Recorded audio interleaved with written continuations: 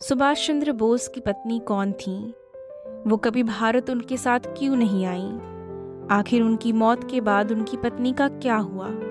आइए जानते हैं। 1933 के दौरान जब सिविल डिसोबीडियंस मूवमेंट की वजह से उनको जेल जाना पड़ा और उनकी तबीयत खराब हुई, तब ब्रिटिश सरकार को न चाहते हुए भी उन्हें जेल से छोड़ना पड़ा और सुभाष चंद्र बोस खुद के खर्च पर वियना, ऑस्ट्रिया गए ताकि वो अपना इलाज करा पाएं। वहीं उन्होंने डिसाइड किया कि क्यों ना इस समय को यूटिलाइज किया जाए और एक किताब लिखी जाए जिसे आज हम द इंडियन स्ट्रगल के नाम से जानते हैं। इस किताब को लिखने के लिए उन्हें एक हेल्पर की ज़रूरत थी जो इंग्लिश में लिख सकें और टाइप कर सकें। यहीं उनकी मुलाकात होती है एमिली शेंकल से।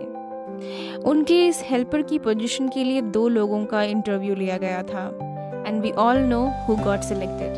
Yes, Emily got selected for the role of typist. जल्दी ही सुभाष चंद्र बोस एमिली से प्यार कर बैठे। एमिली सुभाष चंद्र बोस से 14 साल छोटी थी, फिर भी दोनों के बीच प्यार बढ़ता गया।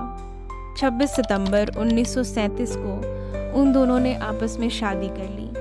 ये शादी इतनी ज़्यादा सीक्रेट थी कि उस समय सुभाष चंद्र बोस के साथ रह रहे उनके खुद के भतीजे अबीर बोस को भी इसके बारे में कुछ पता नहीं चला।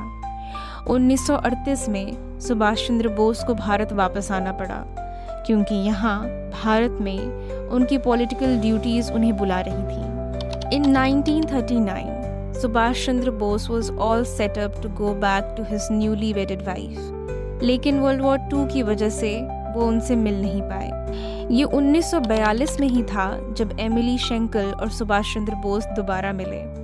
1942 में अपने द ग्रेट स्केप के बाद वो बर्लिन पहुंचते हैं और वहाँ से एमिली को एक खत लिखते हैं जिसमें वे उन्हें कहते हैं कि एमिली, मैं बर्लिन में हूँ, क्या तुम मेरे पास आ सकती हो? एमिली उनके पास पहुँचती हैं। जल्दी ही उनको एक प्यारी सी बेटी होती है जिसका नाम वो रखते हैं अनीता बोस।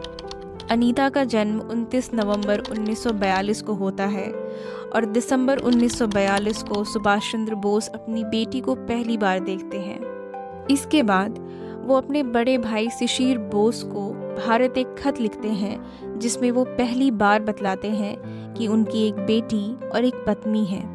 वे अपने बड़े भाई से आग्रह करते हैं कि वे एक ऐसे मिशन पे निकल चुके हैं जहां से उनके वापस आने की संभावना बहुत कम है, तो उनकी गैर मौजूदगी में उनकी बेटी और पत्नी को वही प्यार और सम्मान दिया जाए जो सुभाष चंद्र बोस को मिलता है।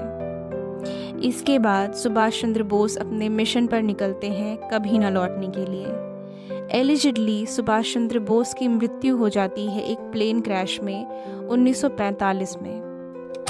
सुभाष चंद्र बोस और एमिली शेंकल एक दूसरे को 12 सालों से जानते थे। वो साथ में 3 सालों से भी कम का समय बिता पाए, पर उन्होंने आपस में 162 लेटर्स एक्सचेंज किए। बहुत से ऐसे लोग थे जो उनके मैसेजेस, उनके लेटर्स को इंटरसेप्ट करना चाहते थे। बावजूद इसके उन्होंने एमिली शेंकल और अपने रिश्ते को तब तक सबसे छुपाए रखा जब तक वो खुद इसे पब्लिक नहीं करना चाहते थे।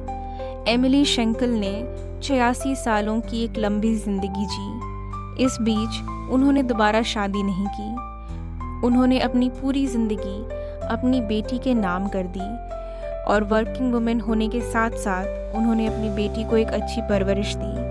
आज अनीता बोस जर्मनी की एक जानी मानी इकोनॉमिस्ट है। नेताजी की मृत्यु के बाद भी एमिली ने खुद की डिग्निटी और खुद के डिवोशन में उनको जिंदा रखा। ये कहानी थी सुभाष और एमिली की।